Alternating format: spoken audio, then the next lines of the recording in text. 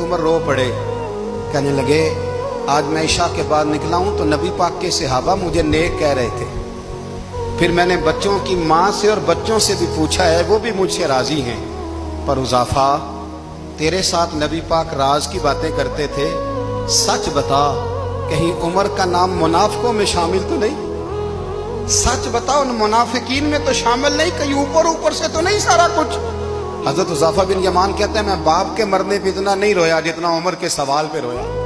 मैं कदमों में बैठ गया, मैंने कहा नहीं उमर, ये तो मैंने नहीं सुना, लेकिन ये मैंने नबी पाक से जरूर सुना है कि मेरे बाद अगर कोई नबी होता तो उमर इब्ने खत्ताब होता।